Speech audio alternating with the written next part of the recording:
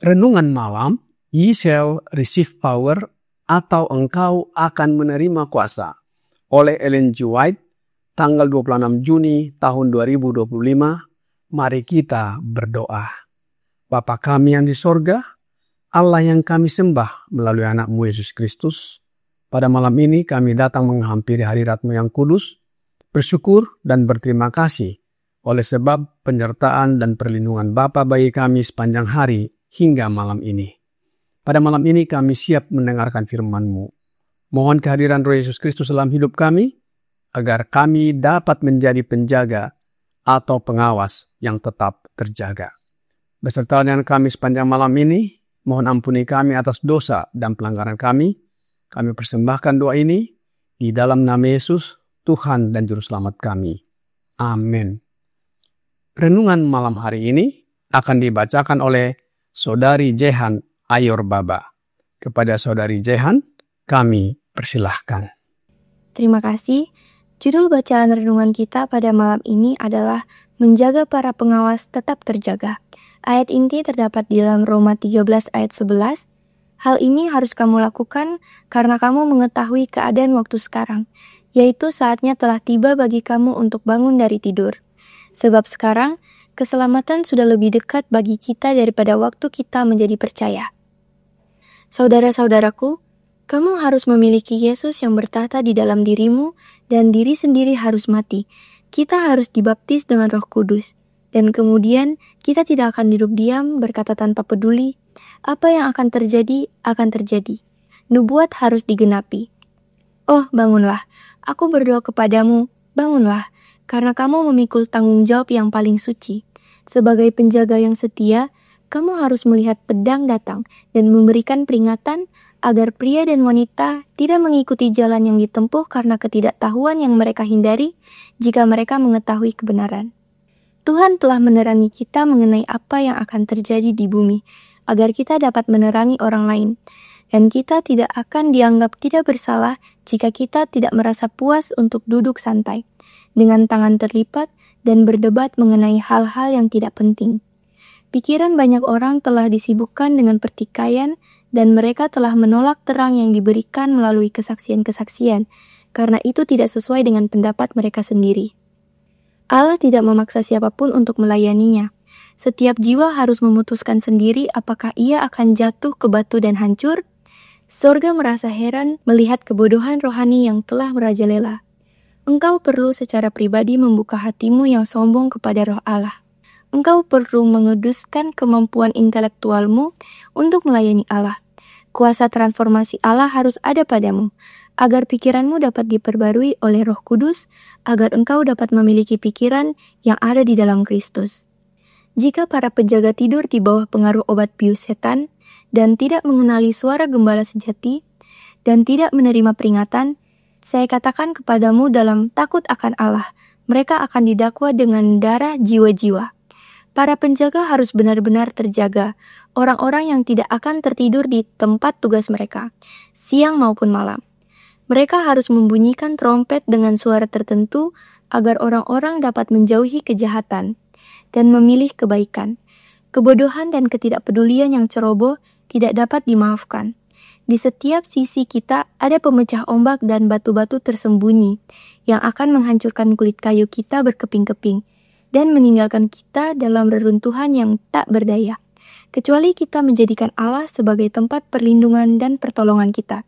Dari Review and Herald, 24 Desember 1889. Terima kasih atas penata layanan Saudari Jehan. Tuhan Yesus memberkati. Dalam renungan malam ini disebutkan para pengawas atau penjaga. Ada pengawas atau penjaga dan ada orang yang diawasi atau dijaga. Siapa yang dimaksud para pengawas atau penjaga dan siapa yang diawasi? Dalam dunia penggembalaan, ada gembala dan ada kawanan domba yang dijaga. Yesus berkata bahwa dialah gembala yang baik. Alkitab berkata dalam Yohanes 10 ayat 11 dan 14. Mari kita buka Alkitab kita. Demikian firman Tuhan. Akulah gembala yang baik. Gembala yang baik memberikan nyawanya bagi domba-dombanya. Akulah gembala yang baik, dan aku mengenal domba-dombaku, dan domba-dombaku mengenal aku. Seorang gembala rela mati demi domba-dombanya. Gembala mengenal domba-dombanya, dan domba-domba juga mengenal gembalanya. Yesus diibaratkan seperti gembala, dan kita adalah seperti domba-dombanya. Di dalam rumah tangga, ayah dan ibu adalah pengawas atau penjaga bagi anak-anaknya. Mereka mempunyai tanggung jawab untuk menjaga anak-anak mereka bebas dari kejahatan moral dan mengabdikan dirinya untuk menyelamatkan jiwa anak-anaknya. Roh Nubuat berkata di dalam buku Review and Herald tanggal 9 Oktober tahun 1900, paragraf 1. Setiap keluarga Kristen hendaknya menggambarkan kepada dunia tentang kuasa dan keunggulan pengaruh Kristen. Allah merancang agar setiap keluarga di bumi menjadi lambang keluarga di sorga, dan para orang tua hendaknya menyadari tanggung jawab mereka untuk menjaga rumah mereka bebas dari setiap noda kejahatan moral. Para ayah dan ibu hendaknya mengajarkan kepada bayi, anak dan kaum muda tentang kasih Yesus. Biarlah cadel pertama bayi adalah tentang Kristus.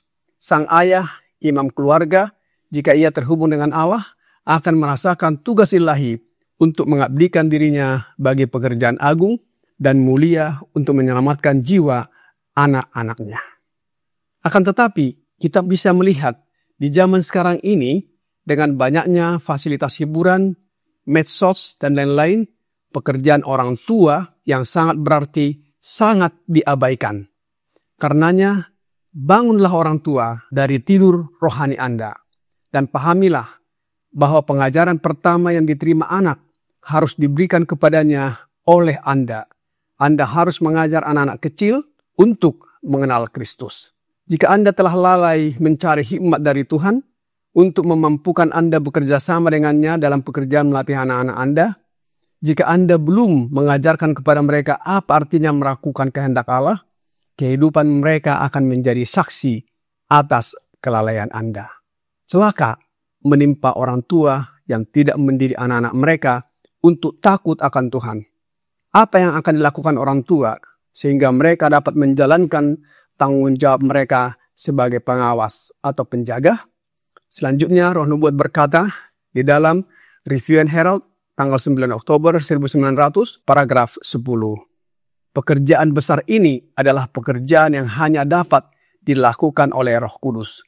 Dan Roh Kudus tidak dapat melakukan ini kecuali orang tua menyambut Kristus ke dalam hati mereka sebagai tamu yang setia.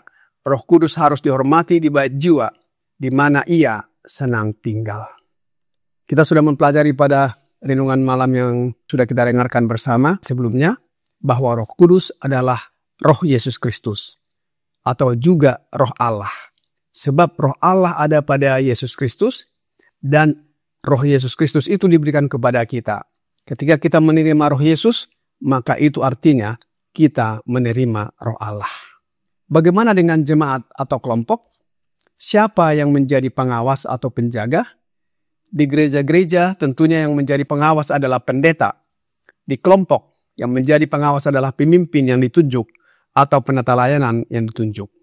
Roh Nubuat berkata di dalam The Acts of the Apostles halaman 360 paragraf 3, demikian bunyinya, para pelayan Kristus adalah penjaga rohani bagi orang-orang yang dipercayakan kepada mereka.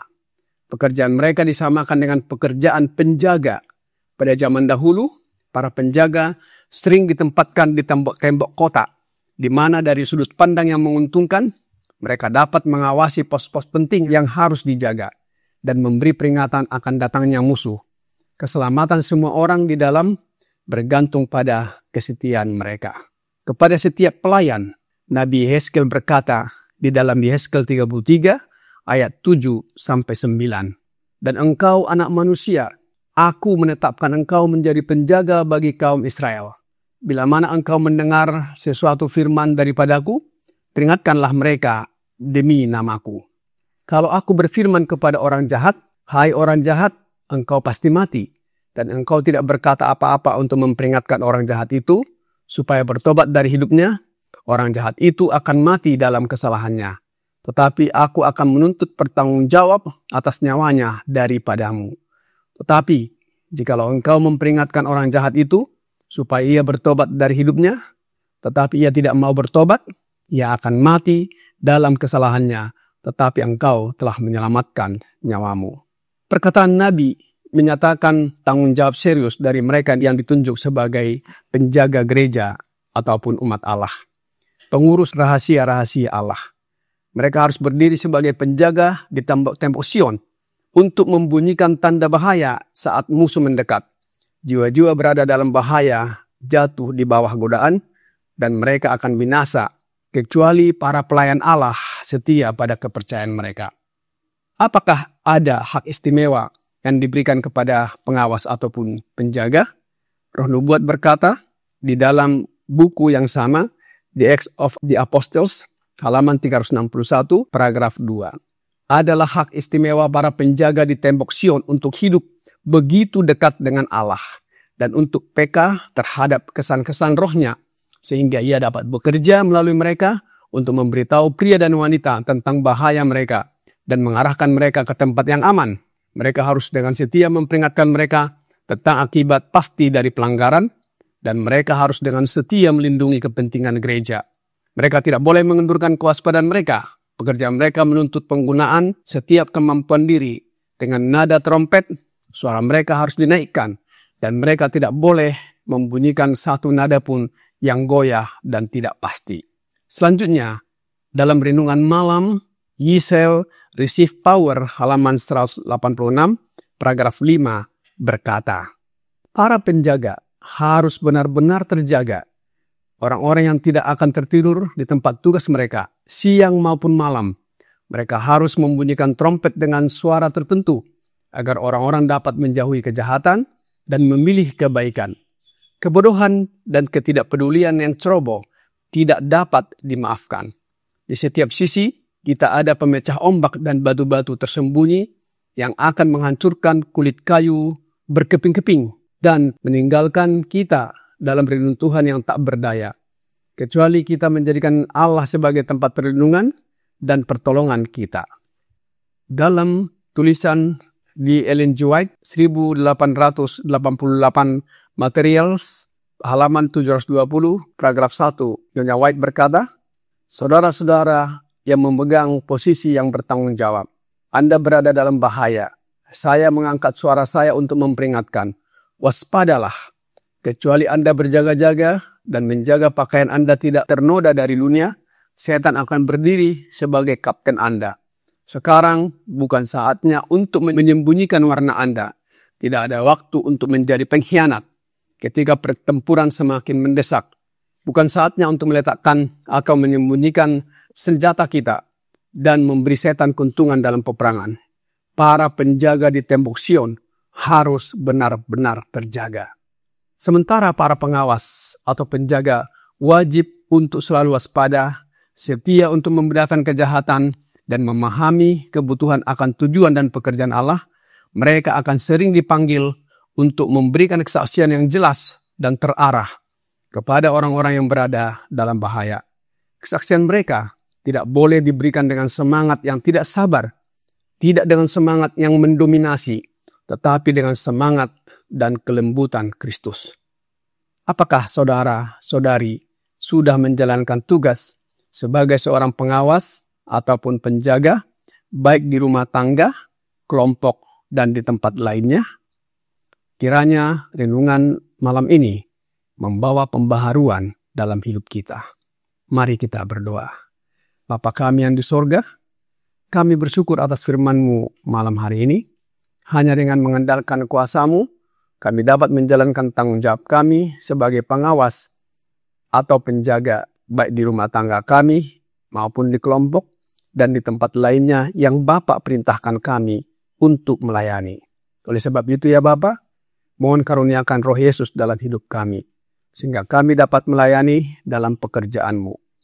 Kami manusia yang lemah, banyak dosa dan pelanggaran. Kasihanilah kami ya Bapa. Mohon ampuni kami atas dosa, pelanggaran yang kami perbuat. Kami persembahkan doa ini hanya melalui anak-Mu yang tunggal, Yesus Kristus, Tuhan, penolong, menghibur, perantara, dan juru selamat kami.